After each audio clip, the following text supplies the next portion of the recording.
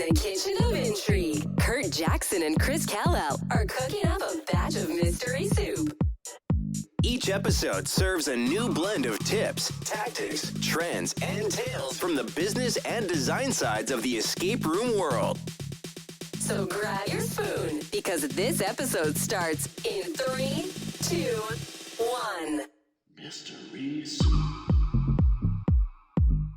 All right, welcome back to Mystery Soup.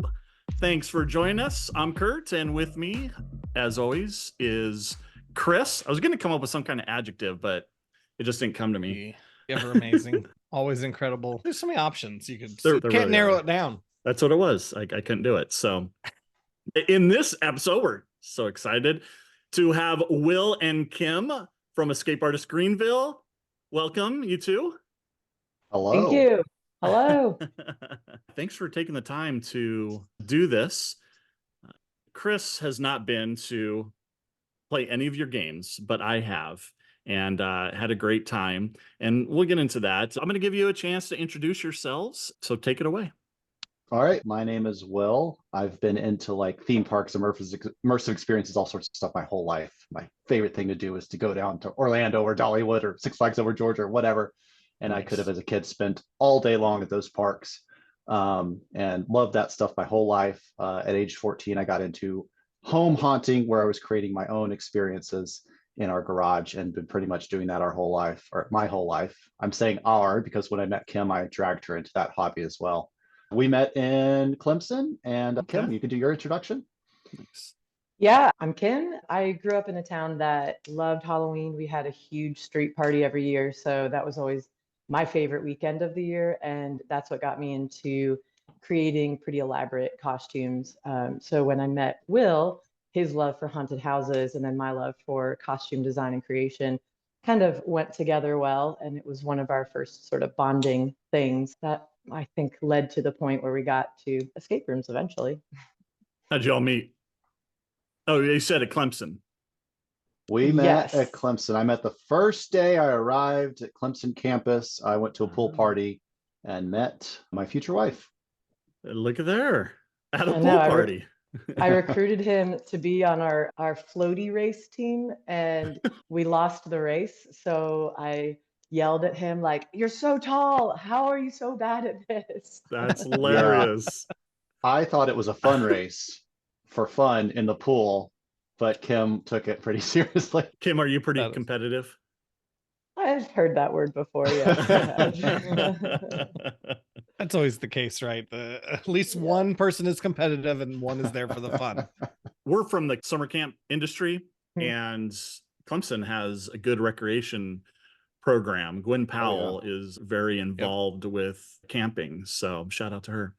But yeah, and then I grew up in Southern California, so we had Disney annual passes, went all the time.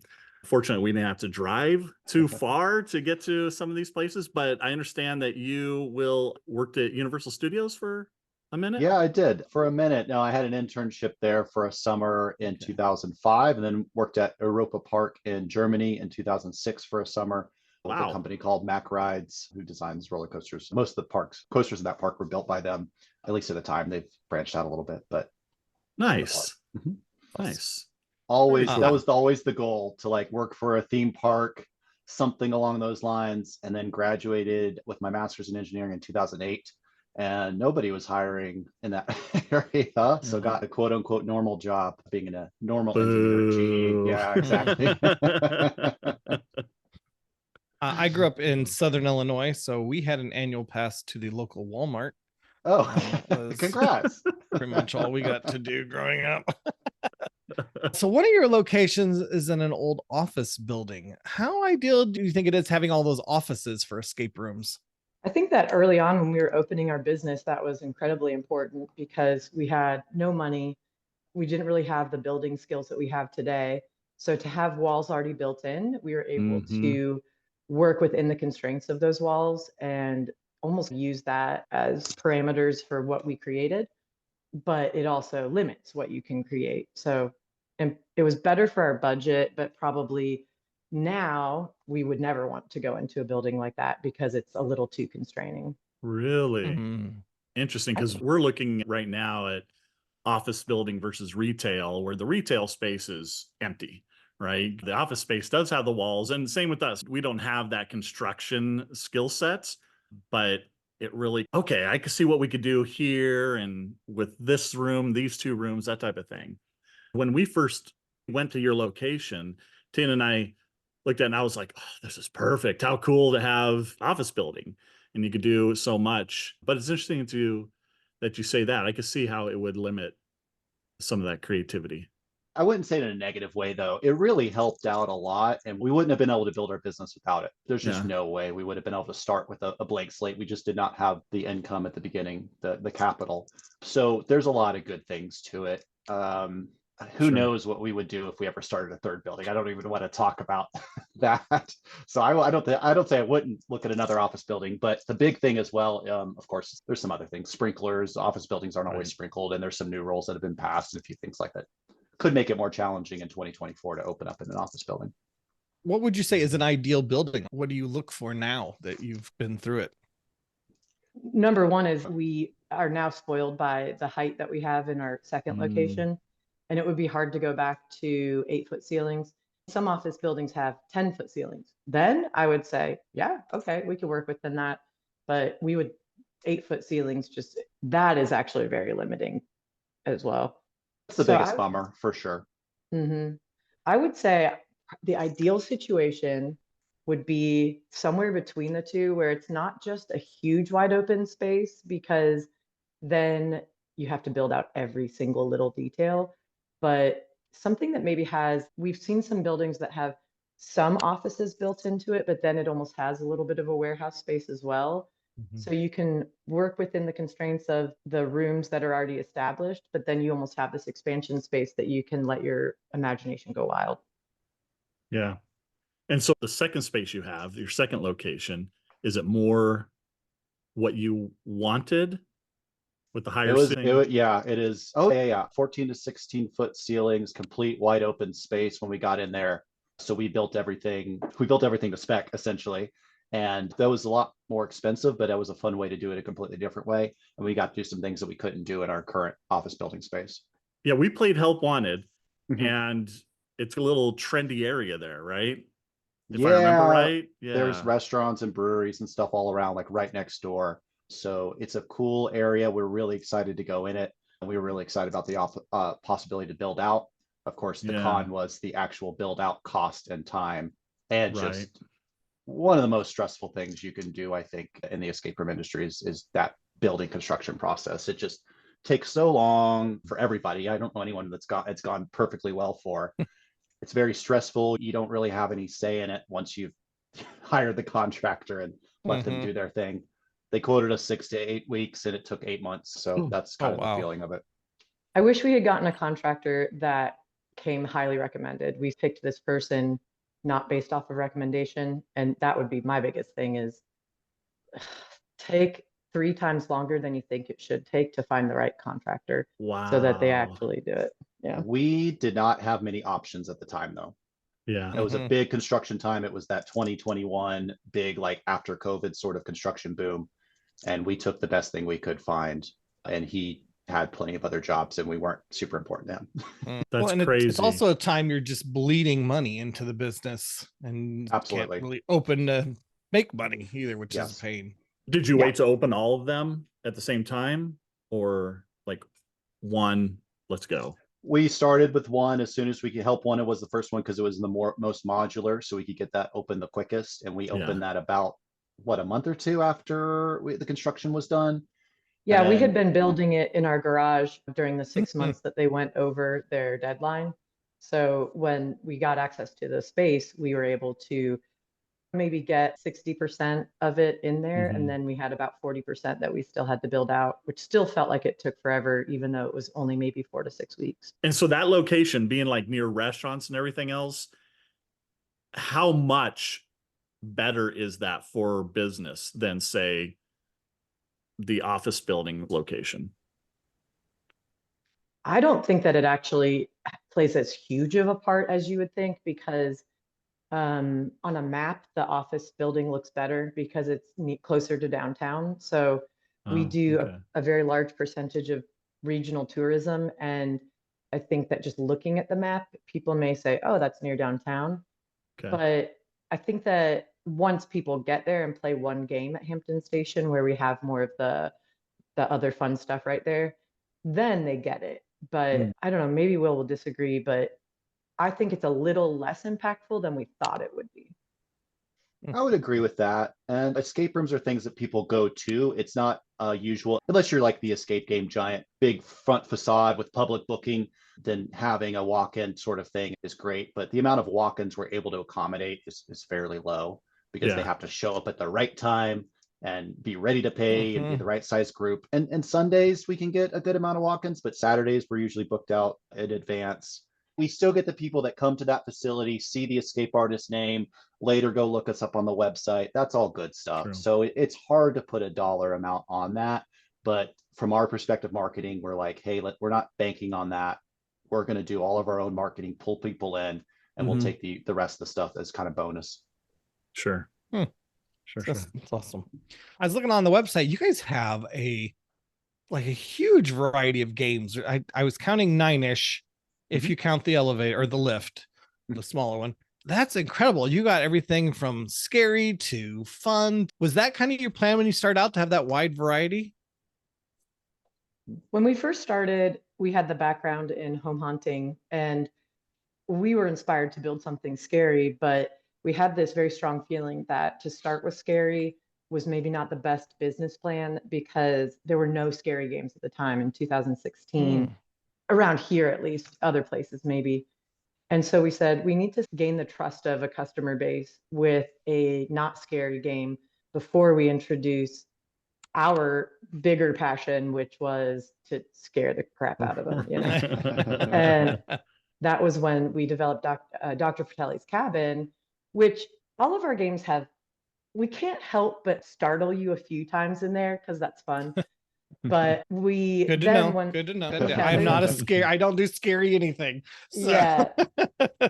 Be warned, there are at least a few moments in all of our games where we surprise you with something, but it's not scary typically. And we developed a few games that were not scary before we did Starlight Motel.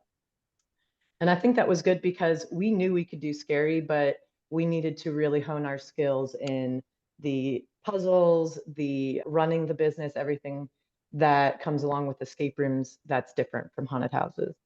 So that, I think that was our evolution in diversifying the types of games. And now I think we are just as excited about the non-scary games as we are the scary. I still think our best games are our scary games, but we get as excited about those. Yeah, just looking at the title, Dark Lullaby. Obviously, that one, the surprise is I get a nap in the middle, right? That's it's a short little. There might be a nap at the beginning. We put you to sleep. And you enter the nightmare. It's part of the experience. Yeah. So yes, awesome. You're not incorrect. I feel like on the Facebook groups, it's your scary rooms that get mentioned the most, for sure. So take us through your design process. Absolutely. That might be the easiest to do with our newest room because it's fresh in our minds, which is Castle Floofendor. And so our facility in Hampton Station, they're all themed around dreams, and they all have a storyline kind of flowing through. So in Help Wanted was our sci-fi room. You're working behind the scenes of the Dream Factory. Dark Lullaby Horror, you're entering into a nightmare. And then Floofendor is a whimsical, happy dream where you're entering into a happy dream. So we knew where the story was going. So we needed to create a set where it all made sense with the characters that were in the first two experiences over there. And we knew we wanted to use the high ceilings and use that height. So we were playing with some ideas like a tree house and whatnot. And then the tree house kind of fell through because we needed characters that people were more familiar with. So anyway, we're just marching through all the different story beats and trying to figure out what makes sense. But once we have the story, we come up with challenges and puzzles and scenery and fun things that fit where that's going. Kim, you probably want to talk to that, I would guess, since you're more of the set person. Yeah, I think that we realized where our strengths were with set design. And when we're coming up with the overall story and set and everything involved in our games, we think, okay, first of all, sky's the limit. Then you come in and you say, can we do that? And sometimes actually that has led to even better designs. Will was the one who solved a major set design issue for us. Instead of doing like a traditional castle where you have to do like very realistic rock and stonework, which is something I've never done, but then again, I do things I've never done all the time. He came up with a fun idea to play with the idea of what a castle could be. And I don't want to tell too much about that because I think that's a fun reveal in the game. But that one little twist, that one little change in the overall picture of the game led us down a path that has become so fun and whimsical that it has helped to determine the interactions that you have with our characters, the types of puzzles that we build. So in escape rooms, there's always a discussion between, do you design puzzle first, do you design story first? And every escape room designer that knows what they should say will always say story first, right? Because that's what you should say. And that is what we do. but that is actually where it's fun, I think, to come up with that story. And we write a 3 to 5 act play, essentially. We have a member of our team that's an amazing writer, and we work with her to come up with what is the play that you're creating. And then you come in and you say, within that play, what are the moments you need to hit? What are the really important moments? And then we design our puzzle flow around bottlenecking those moments so that everybody can see and be involved in the important and most memorable moments of the game. Nice. Yeah, I love that. So do you do I've heard that people will do the set design and get that and then work out the puzzles based on what is in the set or props and that type of thing. Do you do that or do you come up with puzzles and then? I think that is such a living thing that one influences the other and back and forth that it's hard to say distinctly. Probably we're coming up with those simultaneously and they just influence each other. Yeah, interesting. Yeah, I feel like sometimes you have this great puzzle in mind and you're like, I got to build something around it because I want to include it. Yes. My advice for that would be take all those great puzzle ideas that you're having in between games, put them in a notebook or whatever you use to record it. And then when you're building a new game, you can pull it out and see if it fits in that new experience. So you're not forcing a puzzle into something where it doesn't really fit. But there's a puzzle in our newest game that I've been trying to put in a game for probably 6 years, and it finally found its home. And I'm like, yes, I finally get to use this concept that I've been trying to do for so long. That works pretty well for us. The puzzles and everything should feel like it belongs in that world. So you're right. Yeah, using the set design in the world to help dictate the puzzles is a big part of it. Yeah. Cool. And when you guys do the set design, do you do most of the work yourself or do you hire out some of it? How do you get it all done? Originally, it was just Will and I after our full-time jobs in there doing everything. And then we have had the benefit in our last 2 builds to bring on some incredibly talented artists, local artists, to help with some of our larger set pieces and some of the scenic painting.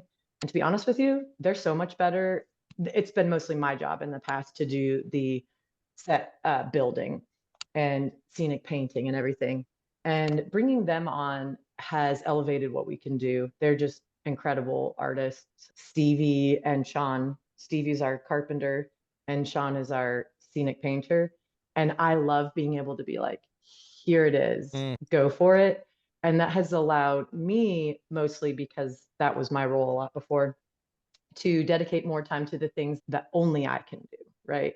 So that's a little bit more fabricating very specific set pieces and fabricating puzzles that nobody else can fabricate, and then handing them off to Will and saying, make this come to life with the electronics.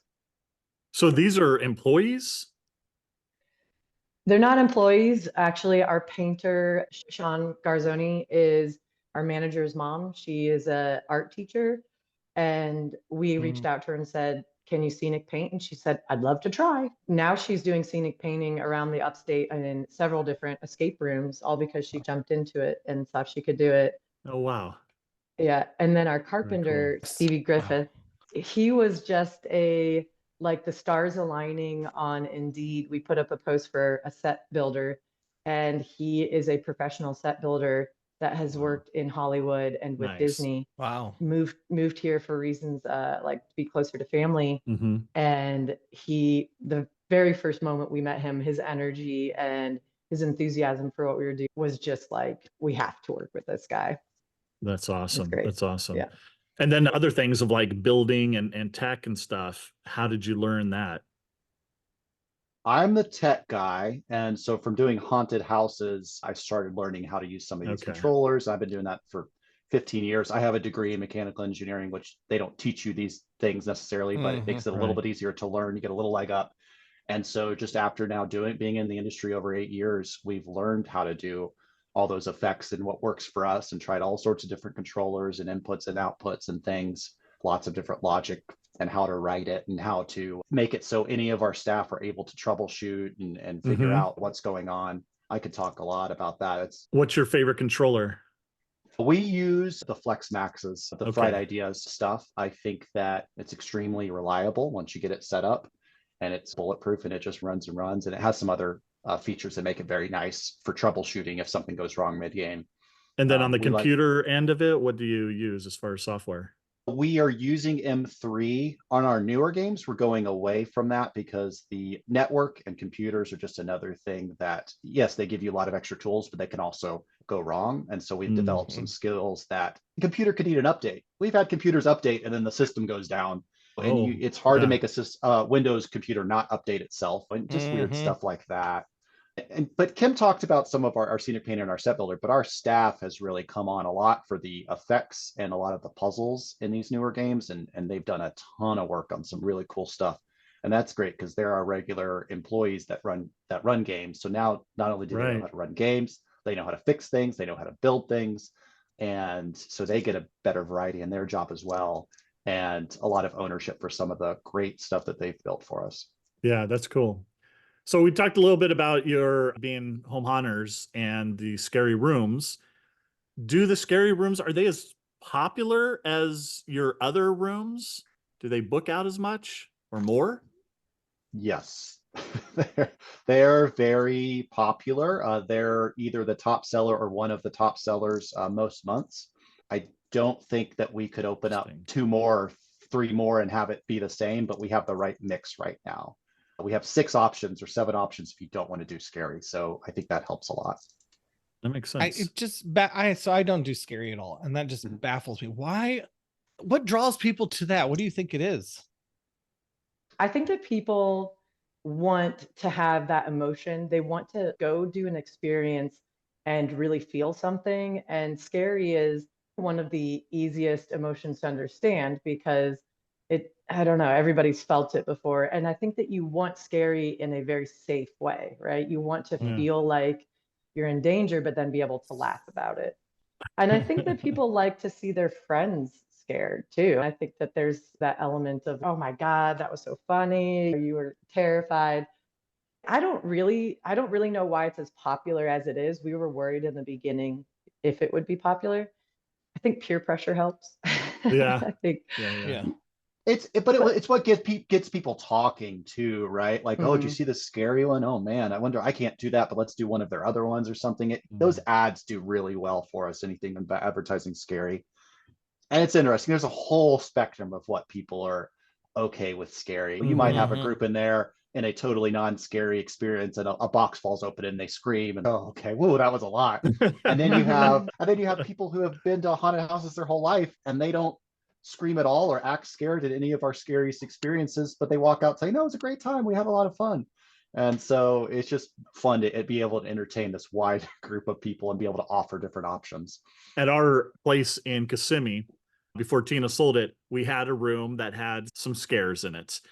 And I remember this one guy, so stoic, nothing affected this guy.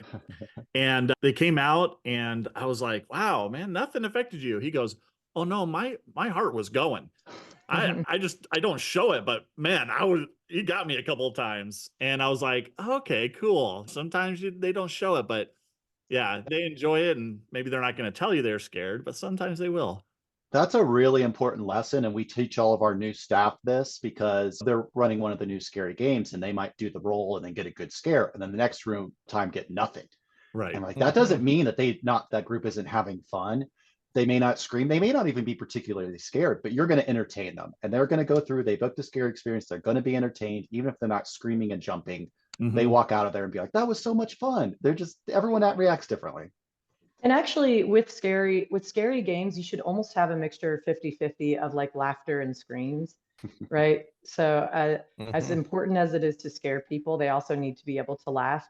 And the importance of laughter in a scary game is to help drop down your barriers a little bit, so that then when you scare the people, then they're more vulnerable. Yeah, if you can't make them cry, you should at least make them laugh. Do you, like, when you design the scary room, do you try to work in a little bit of humor? And how do you do a scary room? Good question. And are people doing it wrong? I think that most scary escape rooms that are billed as scary are not actually scary. I think they're spooky. And I think there's an important distinction between horror and spooky. And so if you want to be spooky, then you can just build in some little pop, like air scares. I'm talking about the little pneumatic scares or sounds or lighting or set design, and you can be spooky. And but a creepy doll. There you go. Exactly. And that will be scary for some people, but to bill yourself as a horror game, I think, has a whole different level of involvement. And then you have to get into the psychology of what really scares people. And like we were just talking about, how do you get them to let down their barriers a little bit or their guard a little bit, so that then you can get in and scare them? And this is really what Will knows better than I do. This was his strength, but so he can talk to that even more. A great way to get people to let down their guard is have them focus on a puzzle. Fair. That we have puzzles in Starlight where we don't separate you from your group or anything like that. We're not one of those. But there's some puzzles where you have to stand in different areas of the space, or else you can't solve it. And so that creeps people out, even if we do nothing. If they're just like, "Oh, I have to stand over there, you have to stand over there." So just playing with that tension, and we build the tension in parts. We give them a little scare. There's times where you think a scare is going to happen and it doesn't happen.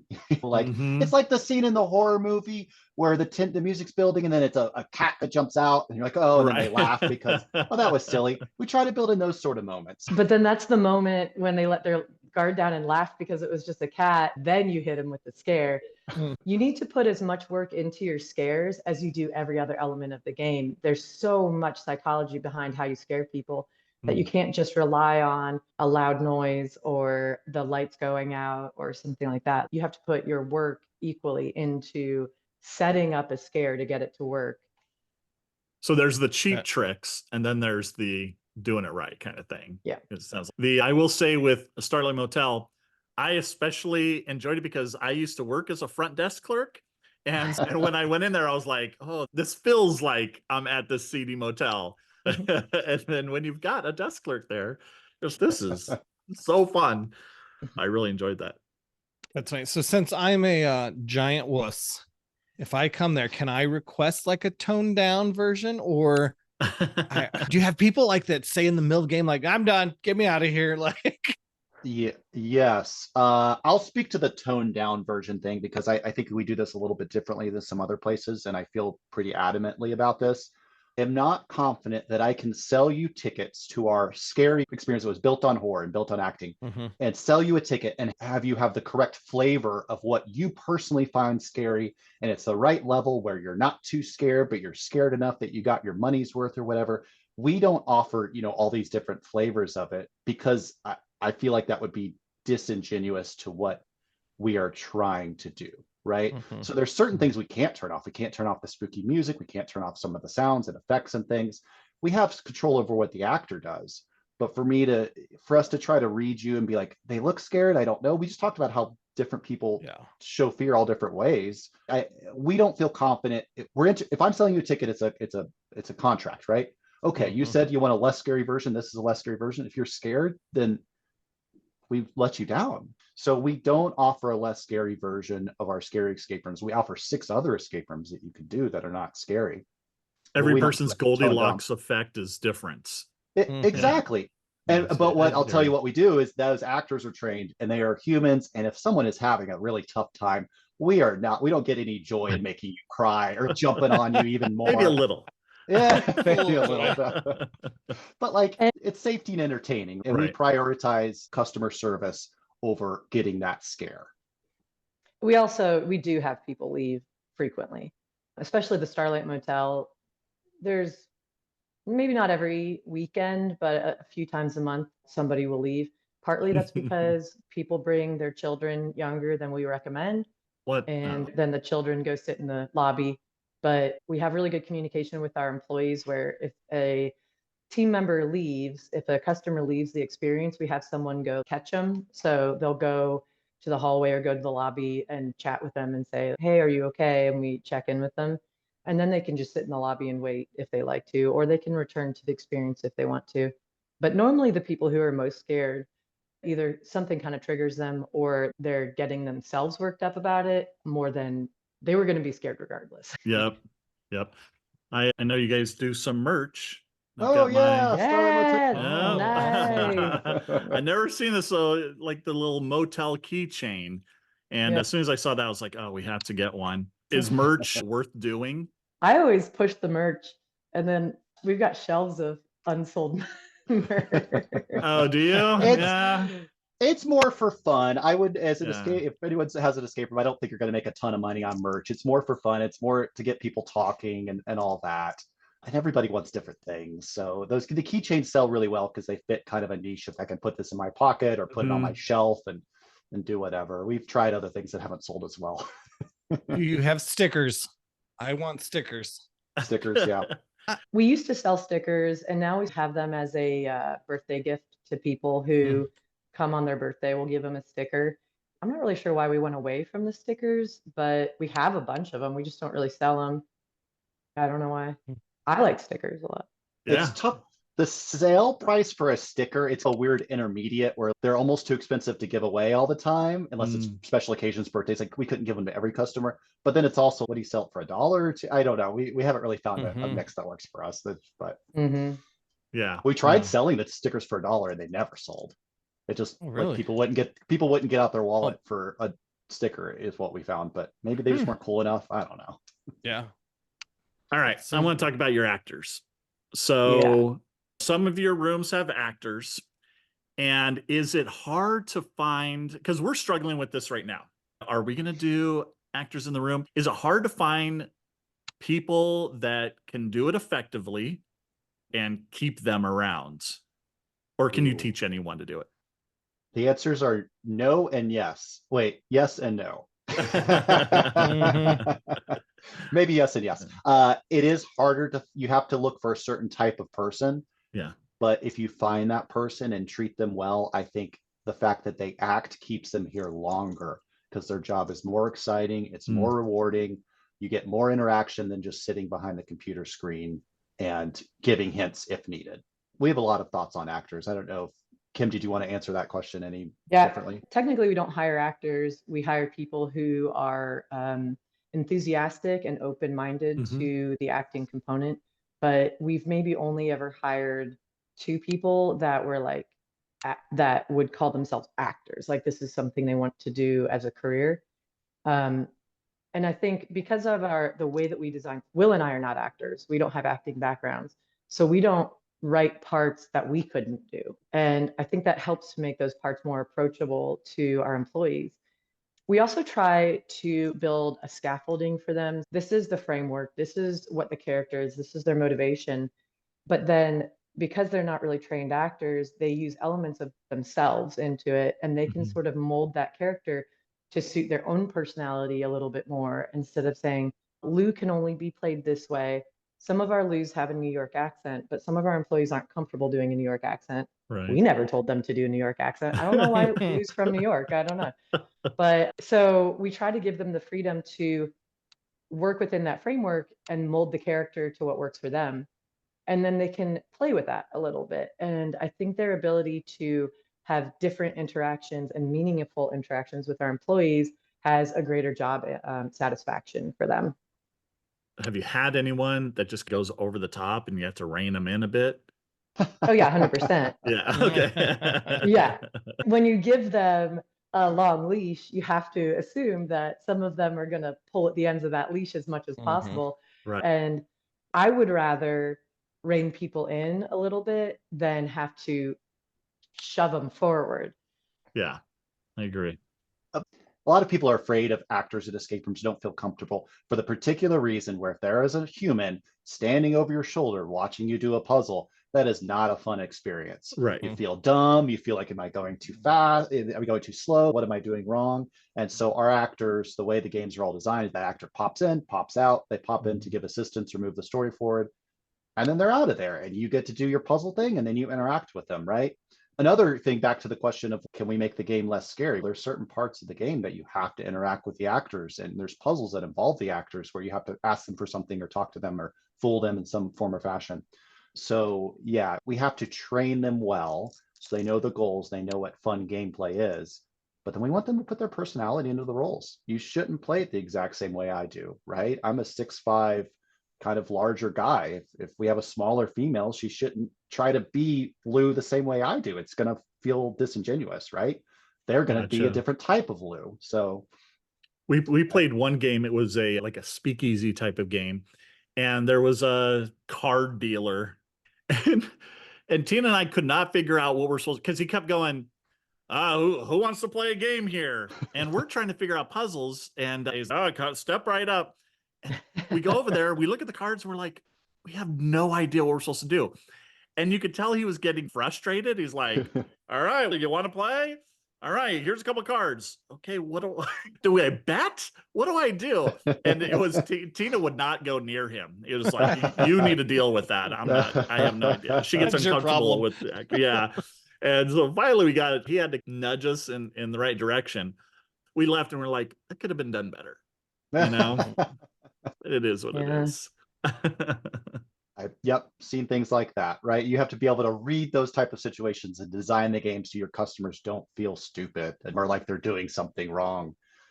Starlight Motel has the greatest, I don't want to say the greatest, a good entry question to teach you to play along.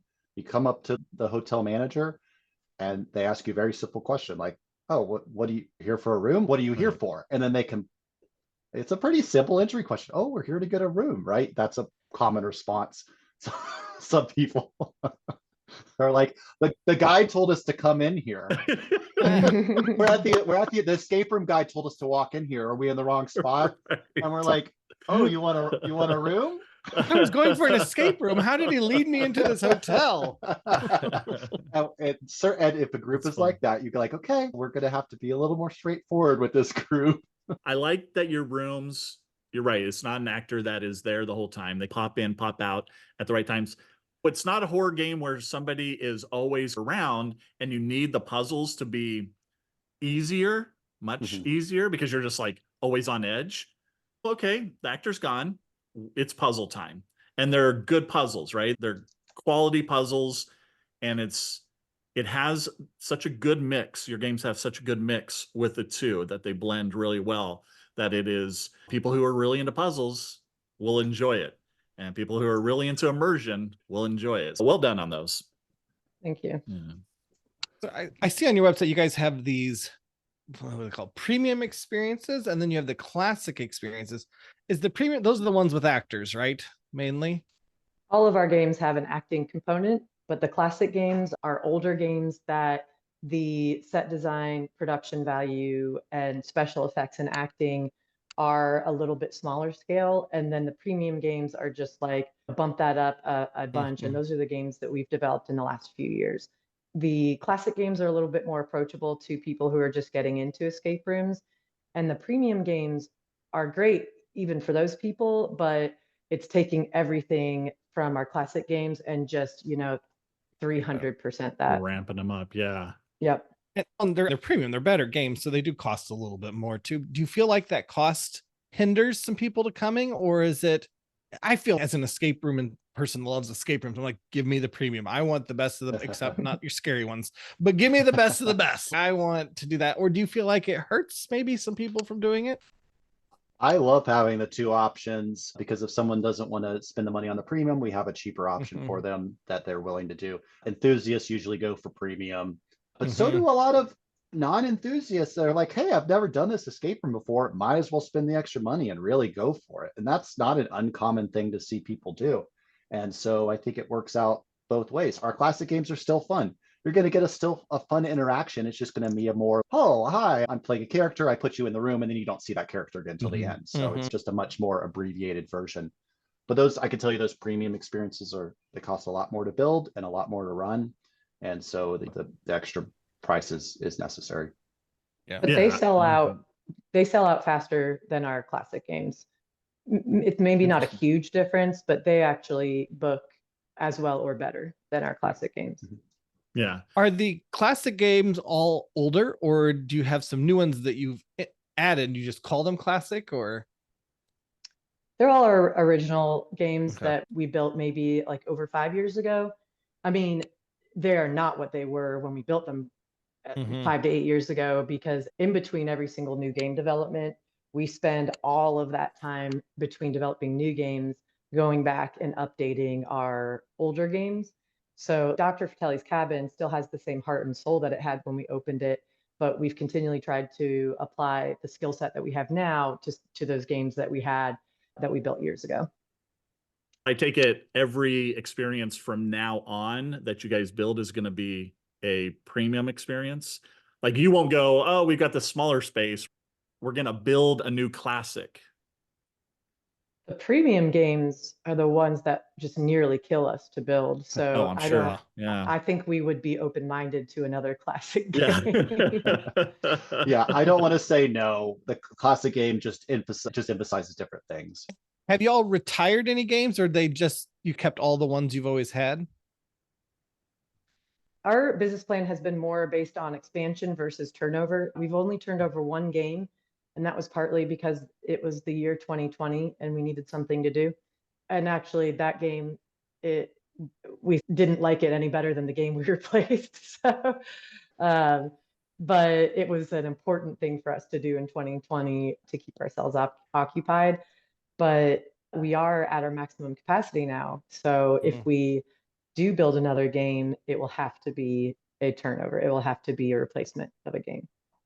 And the I love older that. games That's are still cool. getting booked? Yeah, Dr. Regularly? Fratelli's Cabin, our very first game we designed, is still one of our best sellers. Wow, that's awesome. I personally, I came up with the name, so I'm going to be partial, but I like the term classic for a Dr. Fratelli's Cabin sort of thing, because they do feel quality, but a little bit more classic style. It's a little more mysterious, and you're solving puzzles because a doctor put you in there, and we give you a fun storyline and fun acting. But I like it. I think it's fun to have some of those throwback type of rooms, as long as the gameplay is still fun and people still enjoy it.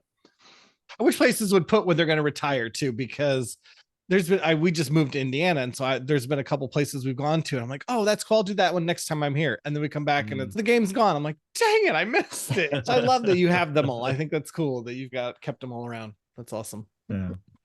So when it comes to staff pay, is there somebody who knows how to run all the rooms? They get a little bit more, or somebody who does the premium acting? Everybody knows how to run all the rooms once they're fully trained. And I think that is and everybody works at both locations. I think that's part of keeping the job fresh and exciting, that you might work one location, you have 5 rooms or 6 rooms over there, and then this other location, you have 3 rooms. So it keeps you on your toes, keeps you excited about coming in and enjoying the day. And pay is dependent on experience. Obviously, we have managers, we have some people that are not managers, but they're more senior experts or technical experts, or do a lot of our artwork, video work, things like that. And retention has been good. We have people that have been with us 5 years. We haven't hired in almost a year. I don't think we brought anyone on in almost a year. So keeping people around for a good amount of time. Okay. But yeah, pay, I haven't done extensive research on what other escape rooms in the area are paying, but I'm going to guess that we start higher and we pay higher in general. I understand it is a tougher job than greeting someone and sitting behind a computer screen sort of vibe. We also had to pivot a couple years ago, or maybe last year, and we had to develop a full-time position, because what we had anticipated, which was that our employment would be more based for more appropriate for college students, part-time, they're just making a little extra money. That was actually not the case. We have most of our staff relies on escape artists as their primary source of income.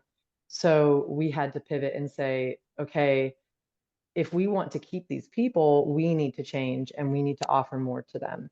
So in the full-time position, they have some benefits, some 401k options, and minimum hours that they get paid, a pay raise, but it also comes with PTO. this paid time off. Yeah. Wow. But it comes with some expectation of their reliability. You are expected to work this much per week, and outside of your PTO, it's not just like unlimited time off, like it's more subjective. And I think that's helped a lot because we're saying like, okay, we get it. We need to change and adapt for what you need from us. And that way we can keep you longer. Your location is, or I guess both locations, it's not seasonal, right?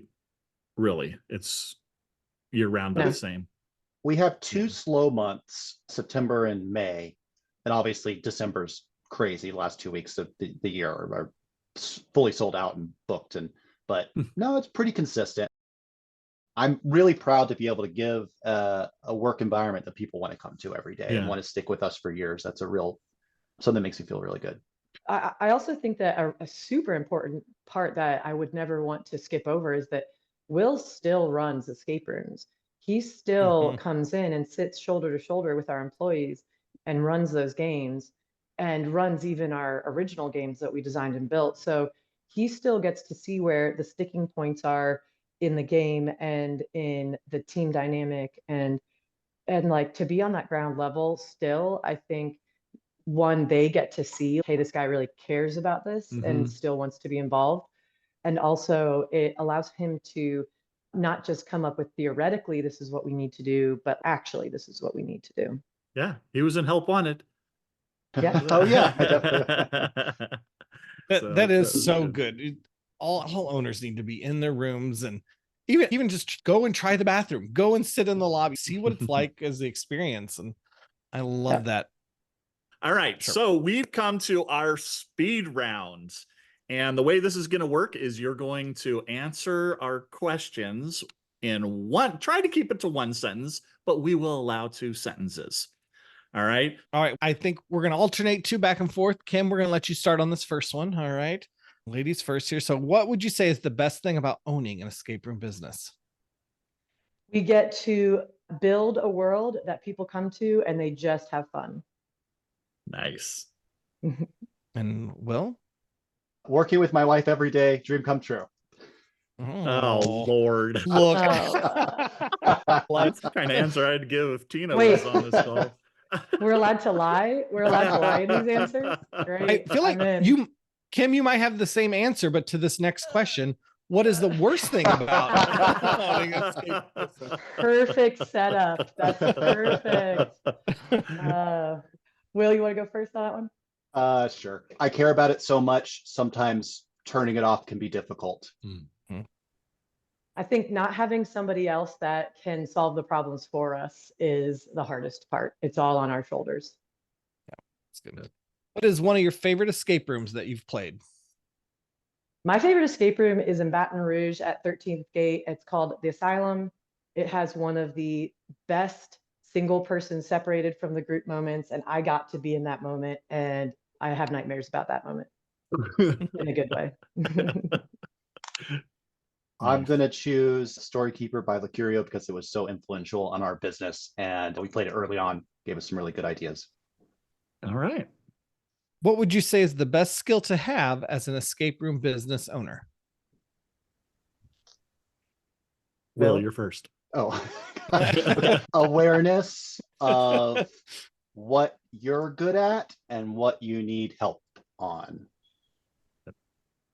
And I would say being humble and flexible, because you always have to change even the things you love. Kim, we'll start with you this time. What is one thing you wish you would have known before starting your business?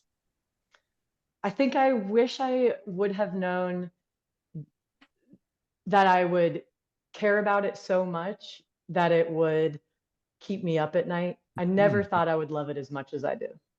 I knew I'd like it, but I didn't know I'd love it this much. It's awesome. And Will? Everything is going to be okay. That's what I want. I love it. We'll get a little picture of your face. Everything's gonna be okay. Just hang that on the wall. You can tell Kim's the one that's worrying about it, and Will's like, "Hey, it's gonna be okay.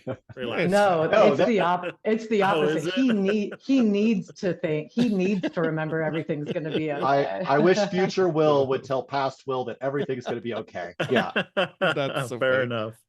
All right, we'll start with you this time. What is one piece of reference material or information source that you'd recommend for someone just starting out in the business that wants to open their own escape room business? Go make friends with your favorite escape room owner. That's good. That's to be. All right. Ask them Very questions. good. I like that. Yeah, and I would say go to the conventions, connect with people, take the classes. That was early on in our design a huge influence. It really helped us out a lot. You're not alone. Good. Okay. What is one piece of advice you would give to new escape room business owners? And Kim, you're starting this one. I think to design within your skill set, if you have never done a set before, don't try to build a cave. Do what you can do and then do that really well. Okay. Yeah. Patience. Don't expect to be at year 10 during year 1. One bite at a time. Oh, come on. Yeah, sorry, Curt. I know it's a tough thing. It is. Yeah. You're like, why am I not there? I'm not there yet. And you're like, it takes time. I understand. So thank you. Great job on the speed round. That was awesome. You guys are pros, obviously. Thank you for taking the time to do this. What is the best way for people to follow what you're doing, reach out to you? Any socials? What do you want to put out there? I love emails. Just email us, info@escapeartistgreenville.com. You can follow our business, Escape Artist Greenville, on Facebook and Instagram and all that. But I like emails. Yeah, fair enough. So you're packed. You have no more space to build anything. So you don't have any projects coming up, right? Are you kidding me? There's always something. Anything that you can tell us? In the middle of the project, I'm always like, I'm never building another room again. And then a month That's later, right. we're like, I'd like to say 2024, we have been planning for a while. Kim's student loans are forgiven. She is going to part-time at physical therapy, and she has more time to spend on the business. So this year is about playing a lot of escape rooms, doing a lot of travel, coming up with what we want to do in the future. We're doing LARPs. We're doing all sorts of fun stuff this year. So I'm really excited about this year. Are you cycling to those places, or are you going to drive?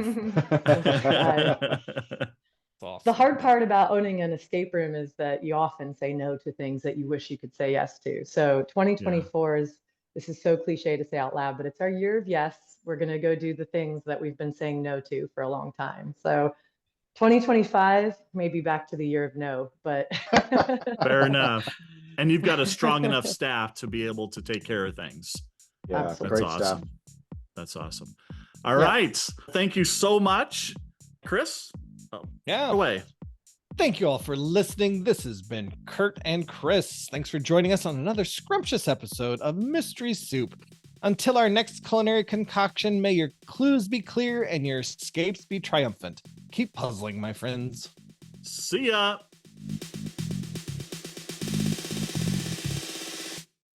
Mystery Soup.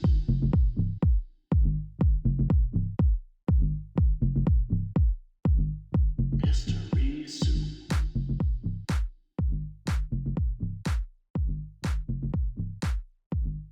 Mystery Soup.